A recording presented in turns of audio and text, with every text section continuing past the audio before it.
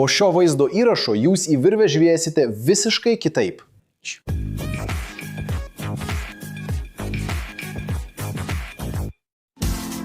Sveiki, čia inžinerijos detalės. Ar kada nors susimąstėte, kaip virvės sugeba išlaikyti tokį didelį svorį, arba kaip jos geba taip efektyviai perduoti jėgas iš vieno taško į kitą?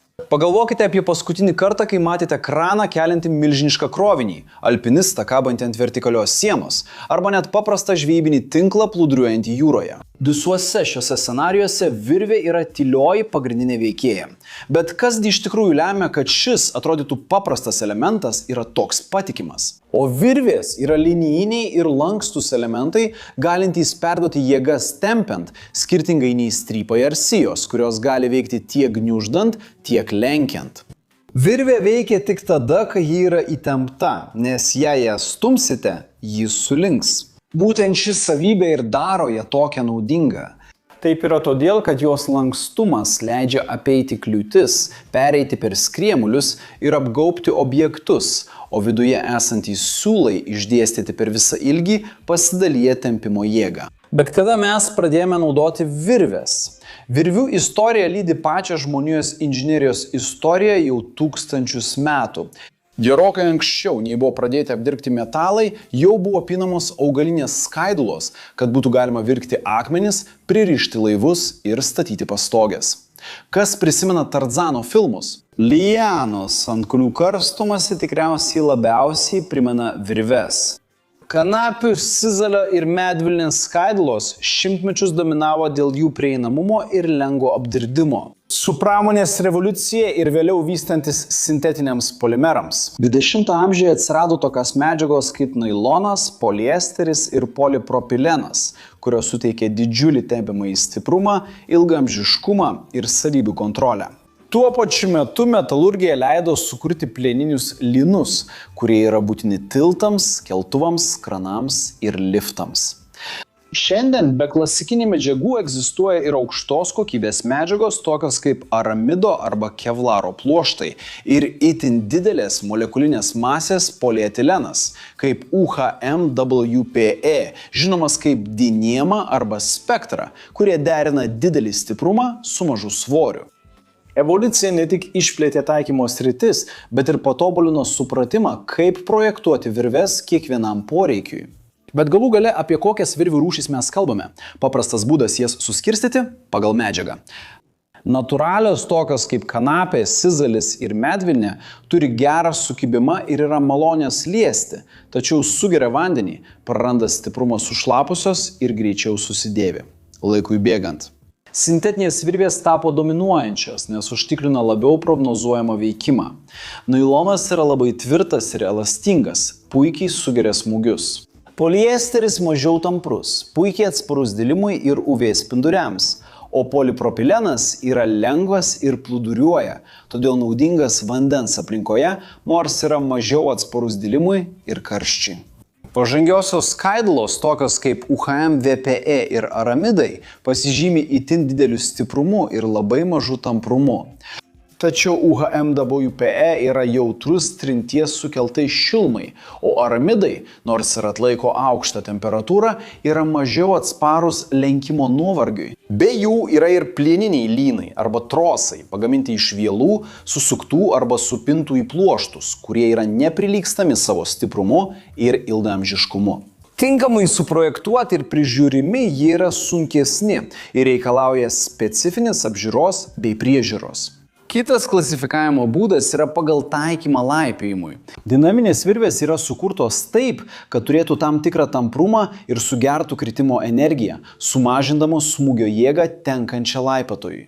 O kaip dėl tvirtinimo taškų nusileidimui virve, techniniam gelbėjimui, darbui aukštyje ir speleologijai, kur yra urvų tyrinėjimas? Paprastai naudojamos statinės, pusiau statinės virvės, turinčios mažą tamprumą, kad būtų užtikrintas didesnė kontrolė ir efektyvumas statybose bei pramonėje. Virvės ir lynai naudojami tvirtinimui, kėlimui, krovinių judinimui ir skriemulių sistemams jūrų aplinkoje. Poliesteris ir polipropilenas yra dažni švartavimo ir inkaravimo lynuose. Tačiau kaip virvės atlieka savo funkciją, tai fizikos ir elegancijos principas, kai pritaikius jėgą, vidiniai siūlai įsisitempia. Dalis šios deformacijos yra elastinga, kaip spiruoklė, todėl virvė gali sugerti energiją ir vėliau beveik grįžti į pradinį ilgį. Kita dalis gali būti nuolatinė laikui bėgant dėl slinkties, priklausomai nuo medžiagos ir sąlygų. Virvės konstrukcija, tai yra kaip gijos yra išdėstytos ir užfiksuotos viena prieš kitą, lemia apkrovos pasiskirstimą ir pailgėjimo kontrolę. Vidinė trintis tarp siūlų ir vijimo ar pinimo raštas neleidžia gijoms laisvai slysti, išlaiko formą ir paskirsto įtampas. Todėl mazgas nėra tik kilpa, jis sukuria aštrius lenkimus, kurie padidina trintį ir neleidžia slysti. Tačiau jis taip pat sukuria įtampos koncentracijas, kurios gali sumažinti virvės stiprumą nuo 20 iki 50%, priklausomai nuo mazgo. Ar kada pagalvoji, kad netinkamai parinktas paprastas mazgas gali lemti skirtumą tarp saugumo ir gedimo? Kalbant apie konstrukciją, verta atkreipti dėmesį į dažniausiai pasitaikančius konstrukcijų tipus. Susukta virvė, klasikinė iš 3 gijų, gaminama sukant pluoštus priešingomis kryptimis. Ji yra lanksti ir patogi naudoti, tačiau linkusi suktis apkrovos metu ir gali būti labiau pažeidžiama paviršiaus dilimo. Pintos virvės savo ruožtu naudoja persipinusias apvalkalus, kurie suteikia matmenų stabilumą ir gerą atsparumą nusidėvėjimui. Labai paplitęs atvejis yra šerdies ir apvalkalo konstrukcija.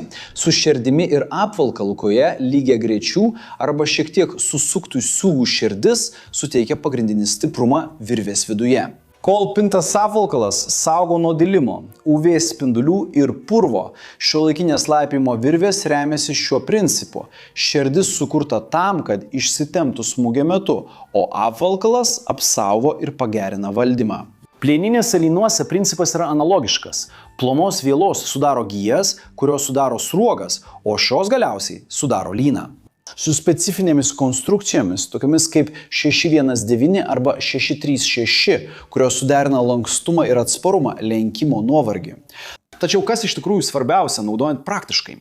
Pirmiausia, santykis tarp lūžio apkrovos ir saugios darbinės apkrovos. Daugelį nekritinių taikymų naudojama mažesnė saugos atsarga, o gelbėjimo darbuose ir darbuose aukštyje naudojama didesnė.